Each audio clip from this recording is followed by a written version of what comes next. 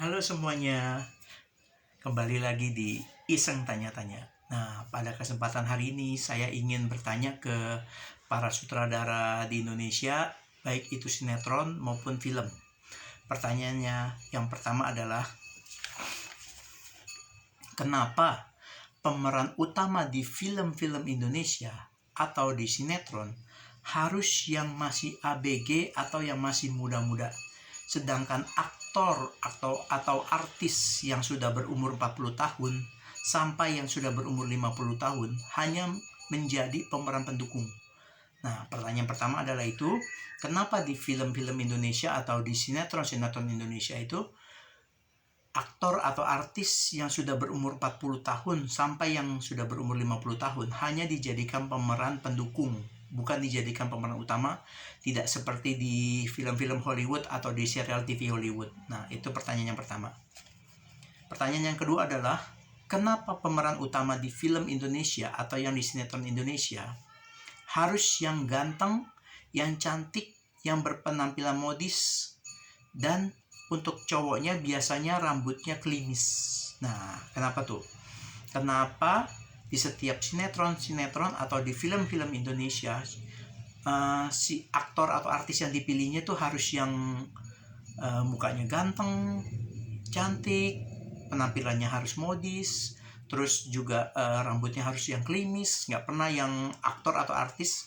Misalkan aktornya ya, satu contoh misal aktornya, kenapa nggak pernah dipilih tuh aktornya yang rambutnya cepak, aktor yang yang penampilannya biasa aja, aktor yang mukanya juga nggak terlalu ganteng.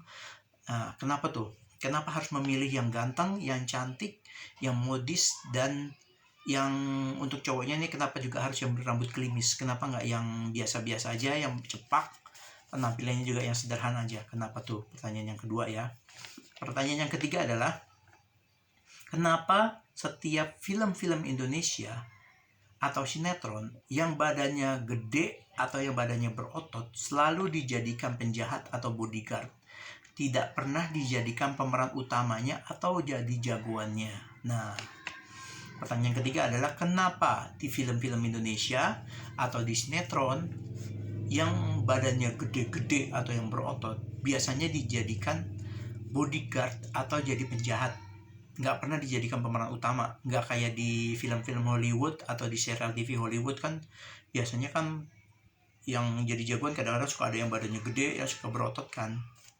Atau contoh kayak satu contoh tuh di Hollywood tuh ada Jean-Claude Van Damme, Sylvester Stallone, terus ada Arnold Schwarzenegger. Nah, dia kan badannya gede-gede berotot. Nah, biasanya dijadikan pemeran utamanya. Nah, terus yang keempat, kenapa sinetron Indonesia atau di film-film Indonesia banyaknya ceritanya tentang percintaan, tentang penderitaan, atau tentang pembulian, bahkan bercerita tentang horor? Nah, kenapa tuh? Kenapa nggak filmnya itu tentang action laga atau action yang berantem-beranteman gitu, terus yang film perang juga yang tembak-tembakan gitu kayak di Hollywood kan banyak pilihannya tuh. Kalau di Hollywood kan kita lihat film-filmnya kan sama serial-serial TV-nya kan banyak pilihannya. Ada genre action, ada action laga, ada action perang gitu kan. Terus ada action komedi, ada juga komedinya juga ada. Terus nggak selalu cerita tentang percintaan gitu, nggak selalu juga cerita tentang penderitaan istri atau penderitaan orang-orang yang dizolimi, atau cerita tentang pembulian, bahkan nggak ceritanya juga tentang horor terus. Nah, kenapa tuh? Kenapa di Indonesia nggak kayak tahun 90-an tuh yang pernah bikin sinetron kan kayak Jacqueline, Jackie, Deru-Debu kan itu sinetron action laga ya kan. Nah, itu dulu pada tahun 90-an banyak orang suka dengan sinetron itu. Nah, terus juga kenapa nggak ada sinetron juga yang ceritakan tentang tentara yang ditugaskan ke satu wilayah atau suatu daerah untuk memberantas kejahatan kayak di serial-serial TV Hollywood? Pertanyaan kelima adalah, kenapa pemeran sinetron atau film Indonesia selalu yang itu-itu aja? Padahal kan banyak aktor lain atau artis lain yang bisa dijadikan peran utama. Nah, buat para sutradara nih, baik itu sinetron maupun film, kenapa kalian hanya memilih artis yang itu aja? Contoh kan banyak tuh artis-artis lain yang punya kemampuan atau yang berkompeten untuk dijadikan pemeran utama di film kalian, baik itu di sinetron maupun di film Indonesia, ya kan? Kenapa kalian memilihnya yang itu terus orangnya? Apakah harus yang dipilih untuk jadi pemeran utamanya itu harus yang sudah pernah masuk nominasi atau yang sudah pernah mendapatkan penghargaan? Jadi yang kenapa dipilih supaya film kalian jadi bisa, artinya film kalian tuh bisa laku gitu di pasaran dengan aktor dan artis yang sudah pernah mendapatkan penghargaan, sedangkan aktor atau artis yang belum mendapatkan penghargaan tuh kurang bisa mendapatkan perhatian dari para penggemar film atau sinetron gitu. Pertanyaan yang kelima. Nah, pertanyaan keenam adalah, kalau kalian mengadakan audisi atau casting gitu ya, terus ada cowok atau cewek gini yang penampilannya biasa-biasa aja, terus juga wajahnya biasa-biasa aja, tapi bisa acting, dan dia juga bukan artis. Kira-kira dia bisa nggak mendapatkan peran utama atau peran mendukung di film kalian maupun di sinetron kalian?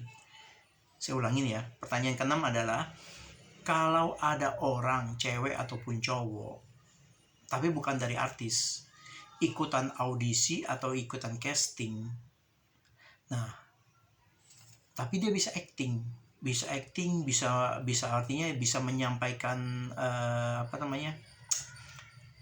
actingnya dapat gitu, actingnya tuh bisa memenuhi kriteria kalian gitu. Nah itu, tapi padahal penampilannya biasa aja, terus mukanya juga biasa-biasa aja, dan dia juga bukan dari kalangan artis atau dari kalangan aktor gitu. Kira-kira kalian sebagai sutradara film atau sutradara sinetron bisa nggak sih menjadikan dia seorang pemeran utama atau jadi seorang peran pendukung gitu di sinetron atau di film kalian? Nah, pertanyaan keenam adalah itu. Baik, 6 pertanyaan itu aja yang saya sampaikan ke para sutradara di Indonesia, baik itu sinetron maupun di film. Saya harap para sutradara di Indonesia tidak ada yang marah, tidak ada yang tersinggung dengan pertanyaan-pertanyaan yang saya sampaikan ini, karena pertanyaan-pertanyaan ini adalah sebagai rasa penasaran saya selama ini sebagai penggemar film maupun penggemar sinetron di Indonesia, yang seringkali timbul pertanyaan-pertanyaan yang ingin saya tanyakan langsung gitu ke para sutradara di Indonesia, tapi hanya saja saya nggak tahu harus nanya ke siapa gitu, dan rata-rata yang saya tanya itu di Instagram maupun di YouTube gitu. Kadang kalau saya bertanya gitu ke sutradara yang saya tanyakan, biasanya mereka nggak pernah jawab. Nah, mudah-mudahan dengan saya bertanya melalui YouTube saya ini, para sutradara Indonesia bisa menjawab semua pertanyaan-pertanyaan saya ini, supaya saya nggak penasaran lagi dan saya bisa menikmati semua film-film dan sinetron-sinetron yang sudah ditayangkan selama ini. Oke, baik. Saya ucapkan banyak terima kasih ke teman-teman semua.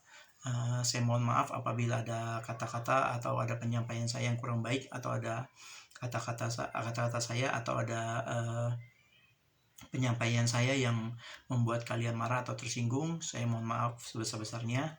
Saya ucapkan banyak terima kasih. Mudah-mudahan saya bisa buat lagi video YouTube tentang pertanyaan-pertanyaan yang lebih bagus lagi. Sampai jumpa. Dadah.